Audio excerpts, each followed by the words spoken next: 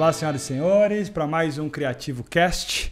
Hoje com um programa aqui super especial, com outro podcaster, o que me deixa super alegre de dividir uma ideia com alguém que compartilha com as mesmas ideias que a gente. Ou seja, acreditamos cada vez mais no áudio, no podcast, no formato de podcast. Até mais do que no formato de vídeo, para ser bem sincero. Eu acho que vídeo tem o seu lugar e é super legal, mas eu acho que o áudio tem uma abrangência bem maior, as pessoas podem fazer outras coisas escutando a gente e não precisa estar totalmente focado naquilo que a gente está fazendo. Então hoje eu tenho aqui um convidado chamado Alexandre Níquel. O cara é nascido em Porto Alegre, está aqui em São Paulo desde 2016. Exatamente. Um cara eclético. Dá pra dizer. É um cara que mente em várias áreas. Todas as áreas criativas. Se esse é um podcast totalmente voltado para a área criativa, esse cara tem tudo a ver com o podcast, porque ele é o exemplo da indústria criativa. O cara é músico, o cara é podcaster, o cara é produtor audiovisual. O cara com a banda dele, ele além de empreendedor, lógico, né? Acho que todo produtor audiovisual não deixa de ser um pouco empreendedor, porque tem que fazer o negócio acontecer. Mas o cara com a banda dele já teve em 2/3 dos estados brasileiros, já tocou em festivais como o Planeta Atlântico, que é um festival incrível. E como produtor audiovisual já dirigiu e coordenou produções para Sandy, Shima Roots, Banco Neon, Coach e muitos outros. E hoje nós vamos, se a gente for falar de tudo que o cara faz aqui, nós vamos precisar de uns 3 dias para falar com ele, mas nós vamos concentrar na área de podcast, que eu acho que tem tudo a ver com o que a gente está falando aqui. Então, obrigado pela sua presença, obrigado por vir, né? Obrigado de dividir esse tempo com a gente, gastar um tempo aí e compartilhar um pouco das suas ideias. Alexandre. Eu que agradeço, esse lugar é muito legal, tem cafezinho, tem várias coisas, os assuntos são coisas criativas da cabeça, então acho que tem muito a ver, ainda mais podcast, que é uma parada que eu estava falando contigo antes da gente começar a gravar. Que, aliás, a gente gravou um podcast antes de começar a gravar, sem gravar. E aí eu tava falando que podcast tá no top 3 paixões da vida. Então, acho que faz legal. Todo sentido. E o que te move do podcast? Por que você gosta do podcast? Eu gosto... Tem vários aspectos. Primeiro, que me obriga a socializar e interagir com outros seres humanos. E eu não sou o cara mais social do mundo. Então, é muito legal 2 vezes a semana eu sou obrigado a ver um outro ser humano sem ser minha namorada. E eu já acho isso bom. Só se fosse aí já tava bonito. Segunda coisa, eu sou muito curioso. Então, se eu conversar com um cara que conserta pneu de bicicleta, eu vou, uau, como é que se conserta? Se eu conversar com, sei lá, um pedreiro, eu realmente quero saber como é que se constrói um muro. Então, é uma oportunidade de eu aprender coisas direto da fonte realmente e saber pequenos detalhes sobre curiosidades. Quando eu acordo, a primeira coisa que eu faço, eu entro no Today I Learn lá do Reddit e fico vendo, cara, curiosidades. Eu sou muito curioso. Então, isso aí é uma outra coisa. E eu gosto de trocar ideia, eu acredito muito no poder do podcast. Legal. Eu sou apaixonado por podcast, eu comecei a escutar um podcast do Joe Rogan, que é um cara muito grande lá na gringa, que ele é o cara que entrevista os caras no UFC, mas ele não tem nada a ver com isso. E aí eu comecei a gostar demais, assim, até hoje, é a coisa que eu mais gosto de fazer. Que legal, cara. E você fala do Joe Rogan porque a gente se inspirou também nele. Ou seja, pra você ver como ele é formador de opinião, porque é um desculpa o francês, um baita podcast. Com pessoas de tudo quanto é tipo de gente. O cara tem um papo super legal. E o que mais me chamou a atenção, às vezes, no podcast dele, é que tem podcast dele que vai até 3 horas. A maioria vai até 3 horas. Tem de 4, cara. Tem de 4 horas. Sabe como é que tu nota que o cara é bom? Quando ele fala 3 horas sobre caça e tu tá escutando e não, pode crer, quero caçar. E aí tu fica...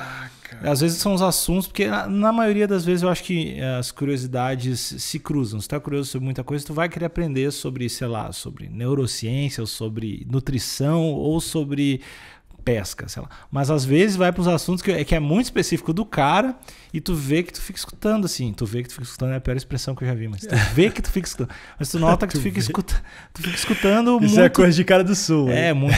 E aí tu nota que tu tá escutando, sei lá, 3 horas sobre um assunto que tu achou que tu não iria escutar. Assim. Enfim, eu gosto muito dele por N motivos, assim. Mas para o cara conseguir segurar a atenção por 3 horas não é qualquer um não, hein? Então, eu acho que é a legitimidade da curiosidade somado ao real conhecimento básico, não conhecimento profundo sobre muitas coisas. E isso, acho que automaticamente nele cria conexões para ir para conversas. Tu vê que as dúvidas não são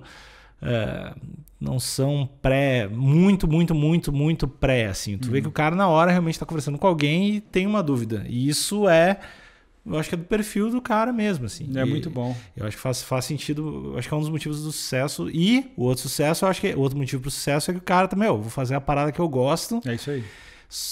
E vão ver o que dá. Nem sempre dá certo, né? Porque tu pode, sei lá, é verdade, gostar de acupuntura e rato e querer fazer um canal de YouTube sobre isso, talvez não dê certo. Talvez. Mas, ou talvez dê certo, porque exatamente. a internet é uma coisa louca. Se for recorrente, 4 vídeos de semana, 4 ratos e tal, talvez funcione, mas... Mas fala um pouco do seu podcast. Então, Meia Hora Sozinho Podcast. Então, a ideia é que ele não tenha nunca meia hora, que ele necessariamente seja sozinho. E aí é só uma piada interna porque eu sou idiota. Mas é um podcast que começou realmente eu falando meia hora sobre qualquer coisa, assim, qualquer coisa mesmo, assim, tipo um fluxo de consciência. E aí eu me dei conta que isso era só legal pra mim. Não, eu pensei, putz, isso não é tão legal assim. Eu gostaria de, sei lá, trocar uma ideia com uma outra pessoa, aprender umas coisas. E nisso eu criei alguns tipos de quadros nos quais estou tentando aperfeiçoar e ver o que funciona. São eles entrevistas com, sei lá, desde o Gabriel Piccolo, que eu estava comentando contigo, que é um ilustrador da DC, que é um cara muito legal, assim, muito queridão.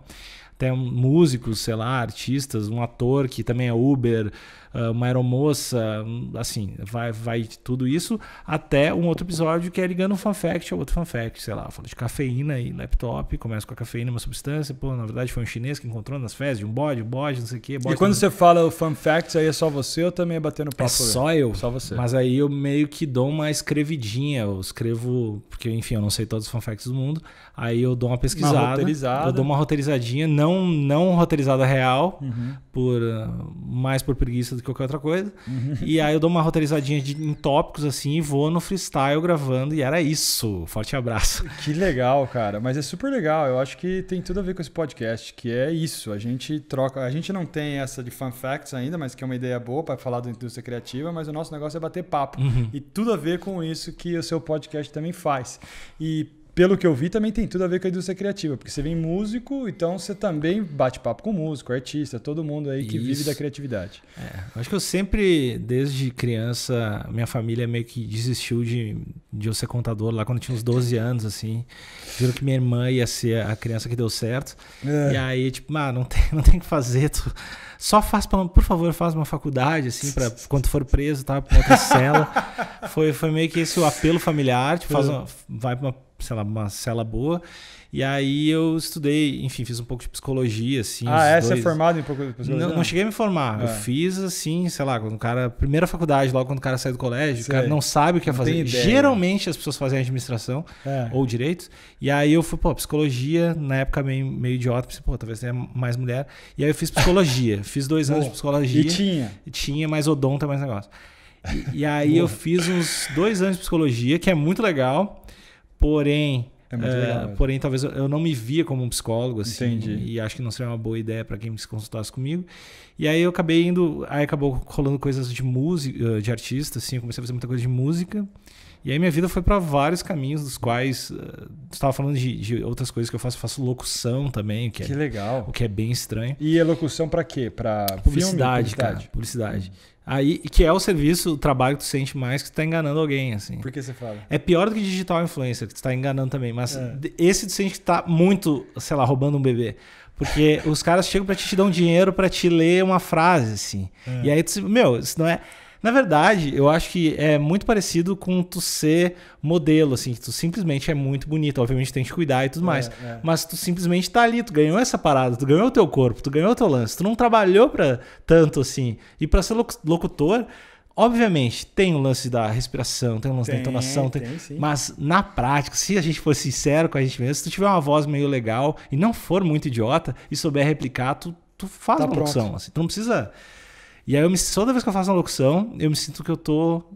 E agora provavelmente você tem algum locutor ouvindo e vai ficar putaço. Não, mas locução, puta, é um trampo. Cara, entre nós, na boa mesmo, não é.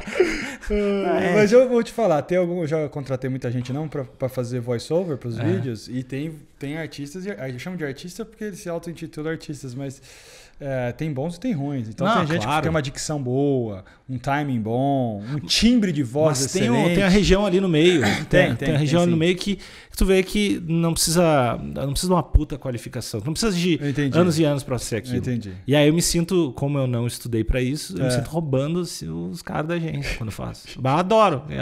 Dinheiro meio fácil.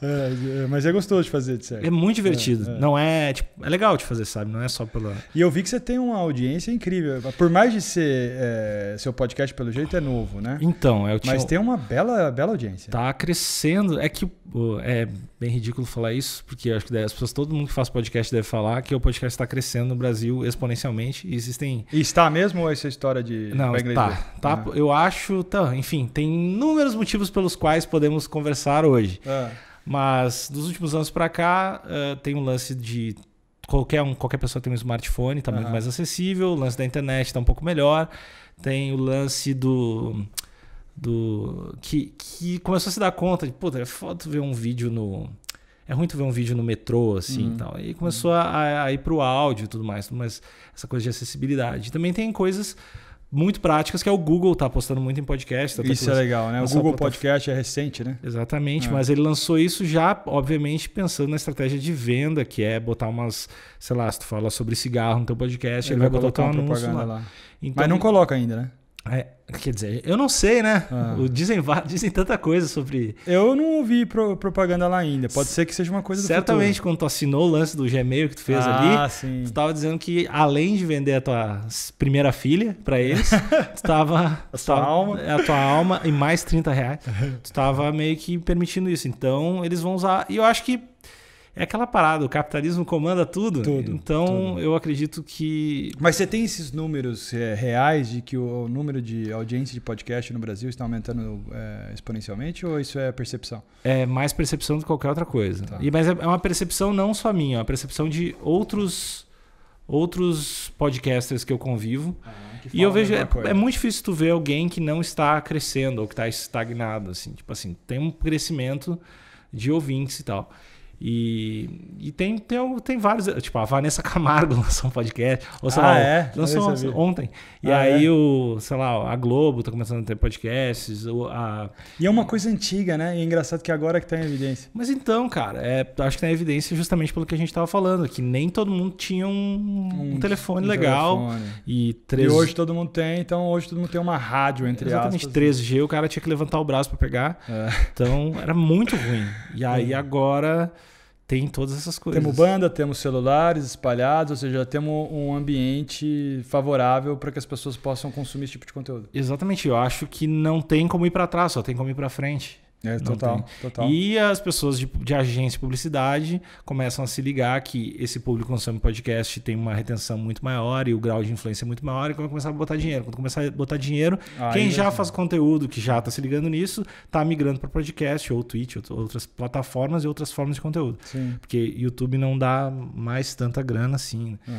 Então, mas o seu conteúdo vai para o YouTube também? Vai, mas meramente ilustrativo. Mas quando você fala meramente ilustrativo, você tem câmeras que estão te gravando ou simplesmente fica um estático e só fica a voz? Fica um estático justamente porque acho que o YouTube para mim funciona como uma droga de entrada. Assim. O cara vai lá, sei lá, ele gosta de um artista. Geralmente quem vai estar no YouTube é porque viu que tem um artista que ele gosta ou alguém que ele gosta. Ele vai lá no YouTube e talvez ele acabe virando um ouvinte que assina realmente podcast, mas tá lá. Tem gente que escuta de verdade. Lá, né? Mas é muito pouco, assim, pra mim. Eu gosto do YouTube, mesmo que seja só pra ouvir, às vezes eu tenho uma certa dificuldade com o Spotify, porque não deixa, eu não acho ele muito fácil. Ou seja, se eu quiser escutar uma música específica, ele não deixa. Ele quer que eu escolha o artista, entre aspas, e ele escolhe pra mim o que eu devo escutar daquele artista. Mas música tu escuta no YouTube?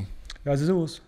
Que estranho, cara. Nunca eu ouço. Nunca tive eu ouço muito podcast também. Não um podcast, mas é pra, tipo, aquele... eu não vou lembrar, não sei o que, Impact. Que é o cara faz um podcast, que nem esse daqui, gravado em vídeo. Sim, o Joe Rogan também faz isso. O Joe Rogan também. Então é uma coisa que eu, às vezes, assisto podcast em vez de ouvir o podcast. Então eu sou viciadinho em YouTube porque é um universo de conteúdo que parece que não tem fim, parece que é infinito, né? Você não consegue chegar no fim do assunto ali, de tanta opção que você tem. E eu me viro melhor no YouTube, eu acho que eu chego mais rápido nos lugares que eu tenho que chegar. Consigo dar um search específico do que eu quero, da pessoa, da música, do que eu quero. E no Spotify parece que eu me perco às vezes. Eu ponho o nome do artista, ele me dá, mas daí eu não consigo selecionar a música. Se eu seleciono a música, é porque eu uso a versão free, lógico, como o YouTube também é free. E aí o cara deixa eu passar 3 músicas pra frente, depois não deixa eu pôr música pra frente, não deixa eu selecionar a música que eu quero. Mas aí tu tá querendo economizar R$15 e sofre as consequências disso. A questão não é nem querer economizar, porque o YouTube não me cobra pra isso, e me dá o benefício. Então... eu não tenho problema nenhum em ouvir um comercial de vez em quando. Mesmo porque se eu for pagar R$15 para todas as plataformas que eu gosto, eu vou gastar R$1.500 só em plataforma, porque o SoundCloud vai te cobrar um pouquinho, todo mundo vai te cobrar um pouquinho. Então eu prefiro usar a versão free. Eu não me incomodo de ouvir uma propaganda aqui e ali, mas o que me incomoda é o fato de eu não conseguir chegar naquilo que eu quero às vezes. Eu te falo até vindo para cá hoje, eu abri lá, eu queria ver uma música específica. Eu usei o Google Assistant, que agora eu também estou viciado em AI. E o cara não chega na música que eu quero, cara. Aí joga o artista na minha cara, eu falo, beleza, o artista tá certo, mas toca a música que eu quero. Eu acho que eu não tenho tanto esse problema, porque eu não procuro músicas muito específicas. O que eu uso bastante do Spotify, por exemplo. As playlists, por exemplo. Eu gosto das playlists do Descobertas da Semana. Eu acho bem eficiente. Eu acho que eles conseguem, baseado no teu gosto, entregar coisas que eu realmente não conheço, porque eu conheço bastante música. Eles conseguem entregar coisas que eu não conheço. Isso é legal. Eu acho bem impressionante. Mas eu acho que essa é a pegada do Spotify. Ou seja, se você quiser ouvir uma música onde eles ditam aquilo que você vai ouvir, eles são imbatíveis. Dentro do que já escuta. Dentro do que você já está escuta. Eu acho bom. Aí, exatamente. Mas daí você pega aquilo que eles querem que você ouça. Então eles são imbatíveis. No caso do YouTube, eu vou direto naquilo que eu quero.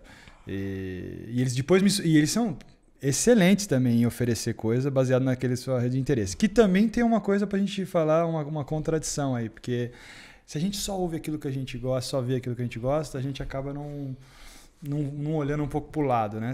Esse é um pouco, acho que, o mal da própria rede social, né? Você só dá like naquilo que você gosta, consequentemente ele só mostra aquilo que você gosta. Então você não tem mais visão crítica daquilo que você não gosta. Rede social também dá uma falta de ar só de falar rede social. Exato. Tá muito difícil pra mim, cara.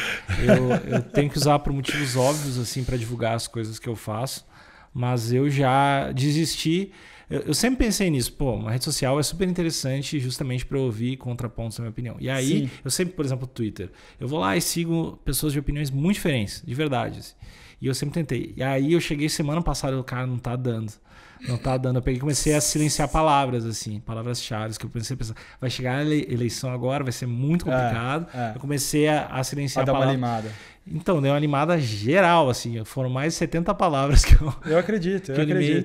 Mas isso é uma tendência, ou seja, você só quer ouvir aquilo que você gosta, lógico, e isso faz com que... Eu sou assim também, todo ser humano, isso é ser humano de uma maneira geral. E a própria rede social não ajuda nesse aspecto, porque o algoritmo é planejado e programado para que você só veja aquilo que você gosta, para que eles tenham audiência, porque a rede social quer audiência, quer que você fique lá o dia inteiro. Então, se ele começa a mostrar coisa que você não gosta, provavelmente você vai desligar o aplicativo e abrir outro. Então, esse negócio eu acho que é um problema para o futuro. Eu acho que o que me incomoda é o conflito da parada, não é nem a opinião diferente. E eu vejo tanto, eu vejo pessoas de opiniões diferentes, geralmente a galera, ainda mais na internet, que tu não pode chutar a cabeça de ninguém, fica muito fácil de tu discutir. Fica muito fácil de tu chegar e falar, não, tu é um otário e tal, tu não sabe, tu é burro. E aí, assim, tem um monitor lá que não pode dar um soco, e aí fica muito fácil. Então, o que me incomoda muito mais do que opiniões estúpidas é a agressividade de quem discorda. E aí eu tô sem energia pra essa briga, assim, de ver. Nem porque eu nunca entro, né? Nunca entro. Só não perde seu tempo lendo, né? Aí que tá. E eu sinto que eu tenho esse magnetismo pra querer me irritar. Tipo, eu vou procurar, eu vejo tem alguém falando uma parada idiota, tem mais de 16 pessoas falando essa parada idiota, vou ver o perfil de cada uma. E aí eu começo... Foi aquilo que eu falei, por isso que aqui a gente não fala de política, a gente não fala de futebol, porque são assuntos polarizados. As pessoas perdem um pouco da classe quando a gente envolve esse tipo de assunto. Principalmente política, porque quando gosta de um lado ou do outro e não quer ouvir o outro lado porque acha que só tem um lado. Então a gente tenta ficar bem longe desse assunto porque polariza as pessoas, você não acha? Eu tava trocando uma ideia, eu fiz um podcast com a Amanda Ramalho, que ela trabalha lá no Pânico, no Jovem Pan, lá no Pânico. Então ela, o Pânico lá vai, sei lá, políticos muito diferentes e é uns tumultão. E eu tava conversando com ela de quão legal seria a gente pegar e fazer um podcast do tipo... fala um tema polêmico qualquer. Aborto, beleza. Tá, então suponhamos que tu é contra o aborto, eu sou a favor do aborto. E a gente fazer um programa que a gente vai sortear quem vai ser a favor e quem é contra, e é um programa de debate que tu tem que... Boa, e o cara que se for contra, ele vai ter que falar a favor. Porque certamente, assim, se eu for contra ou a favor, eu sei os argumentos, eu imagino que eu sei. E eu acho muito mais legal eu defender uma coisa que eu acho absurda, sei lá... Uma coisa absurda, sei lá. Adorei essa brincadeira. Como a gente pode fazer aqui o mês que vem uma dessas. Eu acho que vai ser bem bom pra te começar a entender a cabeça da outra pessoa. Assim. Muito legal. Você vai ver que nem todo mundo é idiota, às vezes as pessoas só estão com medo ou só querem ser felizes. É verdade. E vamos falar um pouco do seu lado musical. Tá bom. Que tipo de música você toca? Eu acho que Você é baixista, é isso? É isso, sou baixista, teoricamente cantor. E dá pra dizer que é uma banda de rock que eu fiz há muitos anos, logo quando eu comecei a tocar, assim. E a gente conseguiu fazer muitas coisas super legais, justamente com esse lance de indústria criativa, porque eu comecei a estudar produção audiovisual e, cara, na época o YouTube tava rolando. Tanto é que a gente fez um vídeo que teve 10 mil plays e foi, tipo, capa do jornal lá do Segundo Caderno, que era equivalente, sei lá, o Folha de São Paulo, só que de Porto Alegre. Então, a Folha de São Paulo de Porto Alegre, que é um ótimo jornal que eu tô abrindo um crowdfunding para fazer. E aí, que era uma outra parada. Então a gente conseguiu chegar usando o digital, chegar em muitas coisas na época que a galera não tava tão ligada. Assim. Que legal. A gente conseguiu fazer muitos shows, começar a separar o público por estado, em comunidades. Mas você era o lead singer? E você cantava? Também. E você tem eu canto e toco. Isso. Canta e toca, tem guitarrista, baterista? Hoje em dia a topa são 2 caras, eu e o Toledo, que toca bateria. É que a gente meio que consegue tocar todos os instrumentos. Ele melhor com 2 caras? Hoje em dia a gente tá montando. Você faz isso? Então a gente tá montando show novo que vai ser uma confusão. Vai ser muito loop, muita Ou seja, no teclado ele consegue colocar os instrumentos. Dá pra fazer isso, dá pra te tocar 2 instrumentos também. Mas ele é multi-instrumentista? Sim, ele toca tudo melhor que eu. E é mais bonito. Mas eu fiz a banda antes, então... Esse que é o negócio, sempre te chamar um cara que é melhor que você, né? Pra ser parceria. Põe ele um pouco mais pra trás, te coloca na frente nas fotos, divulgação. Boa. O ruim é que ele é bonito, toca melhor e ele é mais bonito que eu. Vixe. E aí que não é muito difícil. E aí é ruim, né, cara? É ruim. É bom que agora eu tenho namorada, então tá tranquilo. Então agora você não tá na caça. Porque quando sai os 2 juntos. Ele também tem namorada, mas se estivesse solteiro ia ser muito triste. Ele é muito bonito, cara. Não, ele é bonito real de deixar o cara constrangido. Assim. Do lado, né? Você fala, não é ruim, ele é... E qual tipo de música que é? Rock and roll, dos clássicos, cara. Ou brasileiro? Sinceramente, eu odeio rock clássico, assim. Quando eu penso em rock... Odeia rock clássico? Eu não gosto de rock, na verdade. Eu não gosto você toca rock e não gosta de rock? Dá pra dizer que sim. Mas eu não gosto do conceito de rock. Pra mim, rock virou a parada... Um dos estilos que os caras são mais puto com outra coisa que tá acontecendo nova, assim. O cara fica muito irritado, sei lá, se mistura com outra coisa. Então... Eu acho, por exemplo, qualquer outro estilo geralmente mais inventivo. Porque pra mim, os gêneros populares, por exemplo, que eu não gosto. Tem música sertaneja que eu não gosto muito, tem funk que eu não gosto muito, tem pagode que eu não gosto muito. Todos esses caras trampam muito mais do que qualquer banda de rock, na sua maioria. É verdade. Todos esses caras são muito mais organizados e vão chegar no horário da passagem de som. É verdade. Todos esses caras têm mérito pra estar onde eles estão. Sem dúvida. Aí tu vai ver outros estilos e outras coisas. E aí tu começa a ver que toda essa galera tem uma cabeça geralmente mais aberta do que o que é dito rock. Porém, existem muitas bandas de rock que contradizem isso no Brasil. Tem muita banda legal, assim. Mas, assim, se eu sinceramente for falar, eu tenho um pouco de preconceito contra o rótulo de rock, porque me lembra os caras que não aceitam uma parada diferente e os caras que acham, primeiro, que talento basta, o que é a maior mentira do mundo. Isso é verdade. Segundo, que o que eles fazem, sei lá, por atingir uma galera teoricamente de um intelecto que eles consideram superior é melhor, que é outra estupidez gigante. E, pô, por aí vai, assim. Mas isso é legal, mas eu discordo um pouco de você. Eu sou fã de rock, mas gosto de rock. Que tipo de rock tu gosta? Eu gosto de rock eu gosto mais de rock clássico mesmo, dos antigos. Eu gosto de Jimi Hendrix, eu gosto de Led Zeppelin. Todas as coisas que eu odeio, é isso aí. Isso que é ótimo, eu acho ótimo. Não, eu entendo, mas eu gosto de Jimi Hendrix, Eric Clapton, Janis Joplin, Led Zeppelin. Gosto de coisas brasileiras, de rock dos anos 80. Gosto dos rocks como o Marcelo Nova mesmo, que é um convidado que está mais do que convidado para vir aqui conversar com a gente. Gosto de Raulzito, gosto de Paralamas do Sucesso, gosto de Legião Urbana, eu gosto de tudo que você pode imaginar, gosto de rock, em geral. Eu, assim, como trabalho com música, eu não posso ter esse negócio de não gostar de música tal ou X. Até mesmo o sertanejo, que não é uma coisa que eu vivo, não compro um CD, às vezes eu tô fazendo show sertanejo e tô cantando a letra. Porque tem uma melodia boa, porque o cara tem um riff bacana. Eu tento não ter muito preconceito em qualquer tipo de música. Não tem um estilo de música que eu odeio. Eu odeio. Não tem. Até clássico. Às vezes eu tô numa vibe de ouvir clássico e gosto de ouvir clássico. Às vezes eu tô numa vibe de ouvir, por incrível que pareça, moda de viola. Às vezes eu tô num churrasquinho lá no interior de Minas Gerais e quero ver uma moda de viola. Então eu sou eclético no que eu gosto de ouvir. Mas os discos que eu compro, os discos que me inspiram, rock daí de final de 60, 70, por aí, por essa vibe. Os rock inquestionável, geralmente. Eu não sei se é questionável. Os mais, tipo, atualmente, as bandas inquestionáveis, a banda inquestionável que tem é Foo Fighters. Por que você fala? Eu sinto que é muito difícil alguém falar mal de Foo Fighters. Não diga. Ao contrário, por exemplo, de Coldplay, que é uma banda mais de pop, que todo mundo... É legal falar mal de Coldplay. E agora, falar mal de Foo Fighters, você nunca vai encontrar. E essas bandas que tu citou, quem é que vai chegar e falar, pô, não, Jimi Hendrix, cara podre. Mas não deixa... É muito difícil. Um cara que gostava do extremo da droga, né? É que elas estão blindadas, primeiramente, elas estão blindadas pelo tempo, que ajuda muito, afastamento. E você também concorda com aquele negócio que o cara vira herói depois que ele morre ou não? Eu não sei se depois que morre, mas quando rola um afastamento, talvez, de tempo... Já rola, assim. Porque alguns caras viraram ídolo porque morreram. Tipo quem? O Raulzito mesmo, quando morreu, quando ele era vivo, ele teve uma época que ele ficou desaparecido, que ele não tinha muita reach, assim, não tinha muita abrangência. Depois que, logicamente, o Marcelo Nova veio, jogou ele de novo nos palcos, ele como reapareceu, depois que ele morreu, ele virou santo, entre aspas. Ou seja, você vai em qualquer show, toca Raul! E eu não acho que isso acontecia quando ele estava vivo. Eu não sei, posso estar errado. Eu não tenho a idade para te falar. Tem uma parada de magnitude. E também tem uma coisa de gente que não fez muita... Por exemplo, lembra quando todo mundo era fã de Mamonas, todo mundo gostava? Sim. Cara, se eles tivessem seguido e lançado discos, eu acho que dificilmente ia ser uma parada crescente assim também.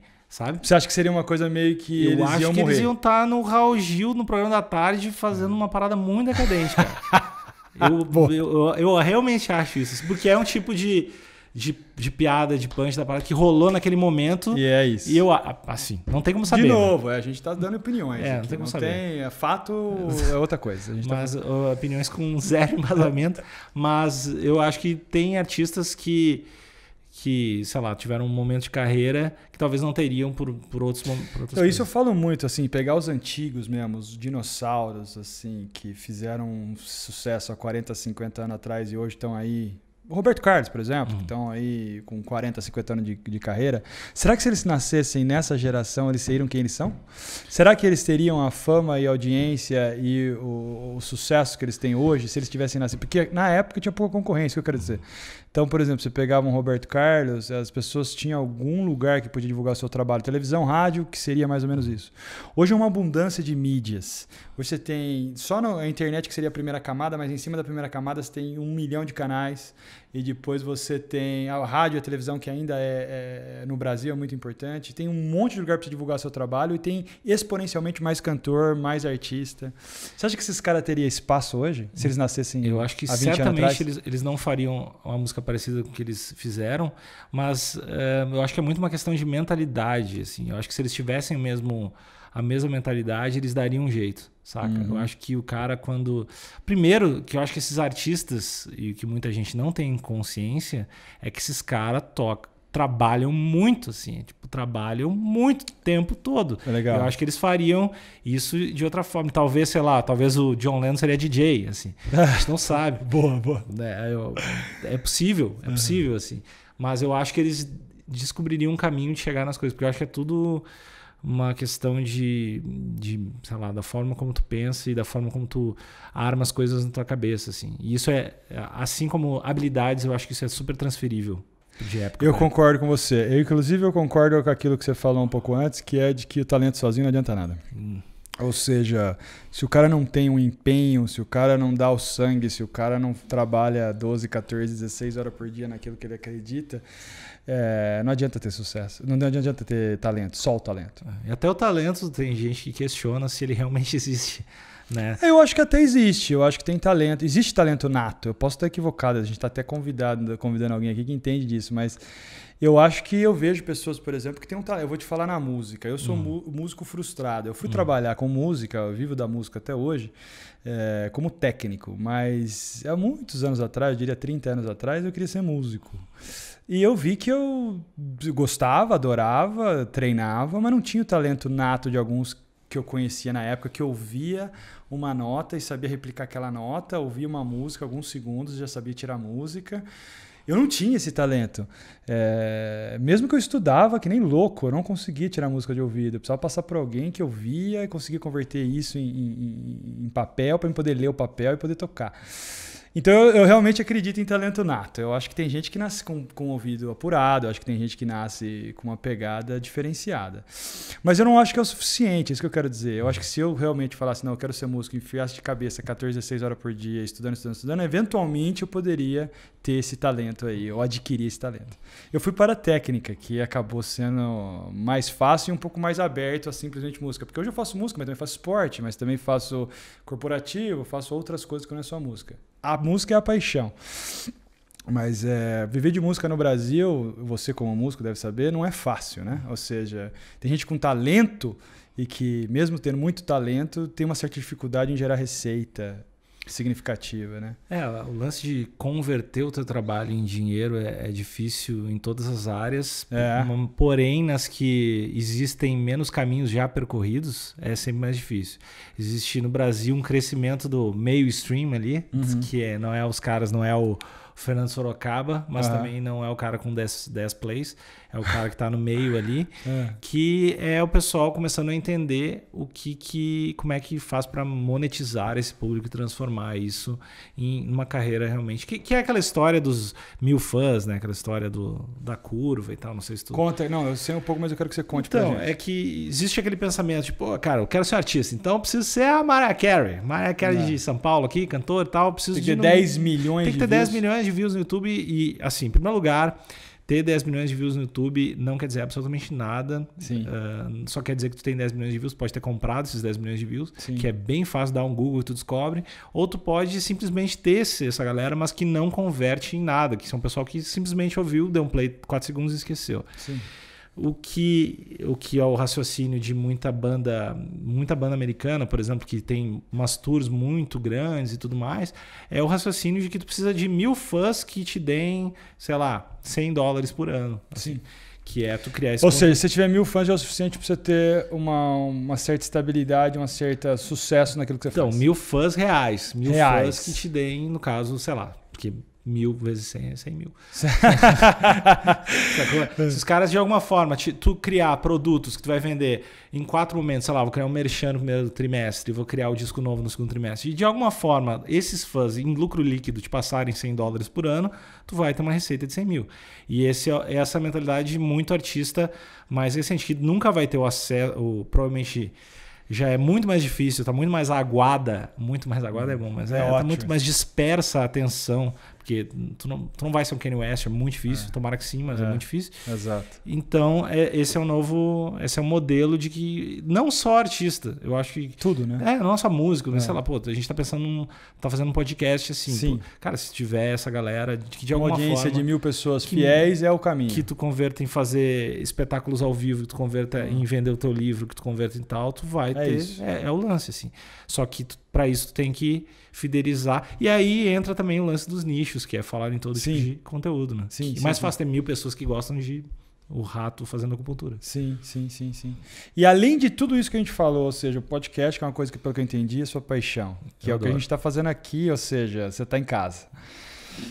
Você toca um som que é muito legal. Eu tô até... Depois eu vou até colocar um pedacinho aqui. Tem no YouTube seus vídeos ou não? Tem. Eu vou colocar num pedacinho que vocês conhecerem o som.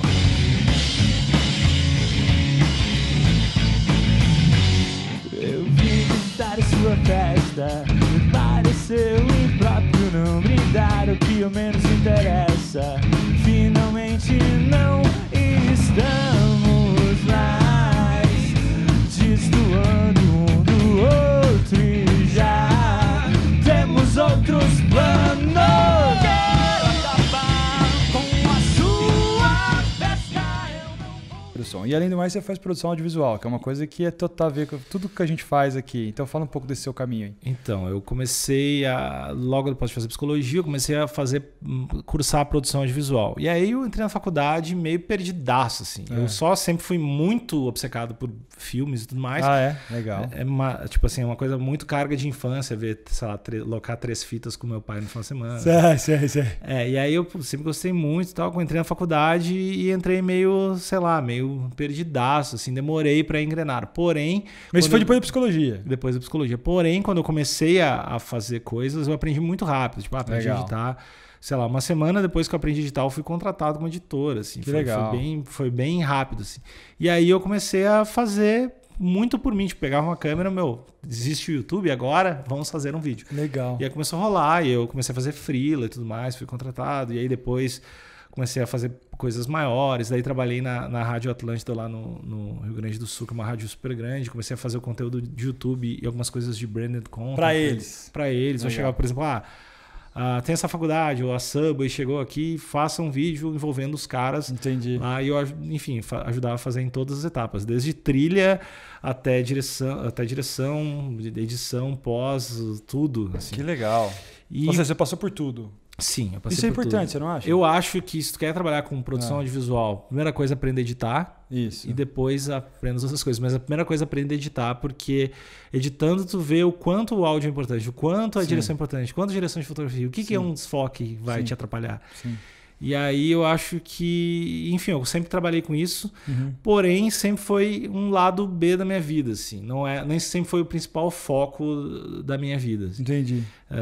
E depois, só que eu abri produtora, e aqui em São Paulo também eu tenho uma empresa que trabalha com marketing digital e produção de audiovisual. Legal. Mas então, é aqueles lances conflitantes, sabe? Que tu sabe que tu faz meio bem, mas não é a tua paixão. Entendi. Assim. E aí a tua paixão, sei lá, por exemplo, eu gosto muito de esporte, mas eu sou muito ruim. Mas tipo, puta, eu amo, cara. Eu queria jogar basquete, qualquer coisa, assim, eu acho muito legal. E o que te fez vir pra São Paulo, sair de Porto Alegre? Foi muito por acaso. Porque o Porto Alegre é um lugar tão incrível. Quanto tempo tu não vai lá? Boa pergunta. A última vez que eu fui pra lá, estica aí um pouquinho pra mim. A última vez que eu fui pra lá, acho que foi em 2015. 2015. Não, então foi até meio recente. Porto Alegre tem sempre a fama em outros estados, isso é um lugar, uma cidade muito legal, né? E não é? Então, é ok, é legal, mas eu acho que nos últimos anos tá muito violento, assim. Tá muito violento. Como assim, mais que São Paulo? Exatamente, eu sempre, quando eu era pré-adolescente, criança, eu sempre pensava, cara, quando eu for para São Paulo, os caras do PCC vão cortar minha cabeça. Sim. E aí, quando Porto Alegre foi ficando mais violento, e São Paulo, quando eu vim pra cá, tipo assim, eu ando muito tranquilamente lá. Você se sente mais seguro aqui do que em Porto Alegre? Infinitamente. Infinitamente. Mesmo? Inclusive, ano passado, isso é verdade, as 3 vezes que eu voltei pra Porto Alegre, 3 vezes tinham decapitado alguém. Para. Foram as três manchetes de jornal, deu muita coincidência. Porém, tinham decapitado 3 pessoas, que estavam rolando uma onda de crime. Os caras cortavam a cabeça de um cara e largavam no lugar. Você tá brincando. Que rolou aquele lance em Porto Alegre, no Rio Grande do Sul em geral, rolou uma greve da polícia. E a polícia meio que não trabalhou alguns dias porque o governador não parou de pagar. Então rolou umas greves de polícia bem pesadas. Acho que foi ano passado mesmo, ou ano retrasado. Então deu uma aumentada na violência muito grande em Porto Alegre. Caraca, eu não sabia disso. Sim. E aí, esse foi um dos motivos porque roubaram meu carro e eu tava meio puto. Assim, pô, cara, ou vou pra Austrália, ou sei lá o que eu vou fazer. E aí eu tinha largado meu apartamento, que ia me mudar, eu tava sem apartamento. Vou pra São Paulo. Eu tinha vários amigos aqui, eu fiquei na casa loquei um quarto na casa de um amigo e vim, e era isso. E aí deu certo. Vim só com a mochila. É? E não volta mais para Porto Alegre? Volto para visitar a família. Mas para morar, não? Você gostou de São Paulo? Não, eu não volto. Eu tenho vontade de morar no Rio, muita vontade. Mas é interessante que você saiu de Porto Alegre por causa da violência, vai pro Rio, que você vai para um lugar tão ruim quanto, se não pior. Se eu for tomar um tiro, vai ser na praia. Essa é a minha teoria. E aí, isso é bom ou é ruim? Não é bom, mas tipo... Eu tenho medo da violência, mas eu não deixo ela pautar a minha vida no total. Eu gosto muito de praia. Entendi. Então, imagina que... Eu penso, sei lá, você tá uma aguinha de coco, tomar um tiro é uma coisa. Não, é que eu gosto muito do Rio, cara. Eu gosto da ideia de praia. Eu gosto muito de tudo que envolve praia. Eu realmente tenho vontade de chorar quando chego no Rio. Então é um motivo que eu penso que, preciso... Não, o Rio realmente é uma cidade muito bonita. É muito Mas bonito. me preocupa um pouco a segurança nesse caso. Porque eu estive lá recentemente, e se Deus quiser eu vou para lá daqui a algumas semanas. E confesso que quando eu estou no Rio de Janeiro, eu estou mais preocupado, principalmente dirigindo, eu estou olhando nos espelhos, estou olhando atrás, a hora que eu chego lá na linha amarela e vermelha fica tudo travado o trânsito, dá eu um fico com medo danado, porque o cara passa só ganhando o que está dentro do seu carro, porque você está preso, você não sabe para onde você vai, você não tem para onde ir. E isso me preocupa. Depois você chega na área ali de turismo, ele desencana, aí você tá lá, Copacabana, Leblon, Leme, Barra... Não tenho preocupação. Quer dizer, não tenho muita preocupação, não fico tão encanado com a segurança. Mas até chegar nesse lugar, eu fico bem preocupado. Então, cara... Principalmente se errar o caminho. Eu acho que eu sou muito desligado para algumas coisas, assim. Tanto é porque eu fui assaltado poucas vezes. Que bom. Então eu não tenho tanto... A gente não deveria ter esse tipo de preocupação, Exatamente. Mas infelizmente o Brasil não... E eu fui criado num lugar até os meus 18 anos, que era o Instituto Rio Grandense do Arroz. Se plantava arroz, era uma fazenda. Então eu andava de pé descalço até os 18 anos. Que ótimo. Então o meu contato com civilização foi um pouco tarde e a ideia de ser assaltado mais tarde ainda. E aí eu sou um pouco desligado, apesar de ter esse medo, assim. Eu sou um pouco desligado. Tipo, eu não ando, sei lá, que nem tu falou, tava no trânsito, viu o cara cuidando. Eu só ia estar felizão no trânsito. Você não ia nem perceber, né? Eu preciso tomar mais uns 3 assaltos pra ficar ligado. Não fala isso. Não, mas por exemplo, o cara ficar esperto, assim. Eu ainda sou um pouco ingênuo. E aí você chegou aqui em São Paulo, perdeu o medo da violência, graças a Deus, significa uma cidade relativamente segura para você.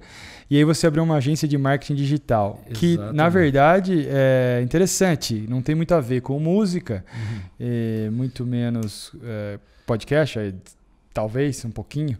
Mas o que te fez abrir isso daí? Então, eu vim para cá junto com um amigo meu, que é o Neco. Ele trabalhou em muitas agências, umas 10 agências, porque cara que trabalha em agências, todos os caras trabalharam em 10 agências.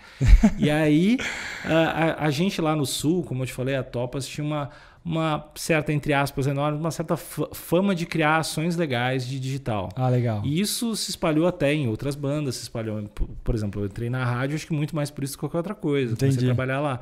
E aí isso foi se espalhando de alguma forma. Quando a gente veio para São Paulo, uma banda de lá chamada Shima Roots, que é uma banda de reggae, trocou uma ideia, tipo, a gente tá precisando fazer uma ação pro disco, lançamento do disco, a gente precisa de um hot site, precisa de tal parada. E a gente faz. Legal. E aí começou a rolar outro artista aqui, outro artista ali, e a gente, está Vamos meio capitalizar em cima disso. Está acontecendo, assim. E aí a gente começou a trabalhar com isso. E o que é mais estranho é que começaram a vir... Eu não tenho certeza se foi uma amiga minha primeira, mas começou a vir médicos.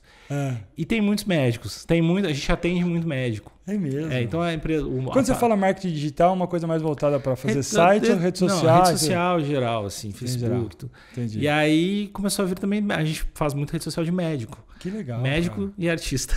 Que legal. Então, nada a ver uma coisa com a outra. Nada a ver uma coisa com a outra, mas foi começando a acontecer.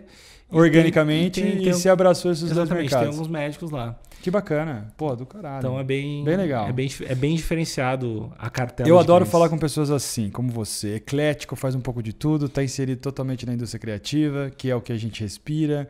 E eu acho que mudou um pouco esse negócio do passado do cara ser uma coisa só, né?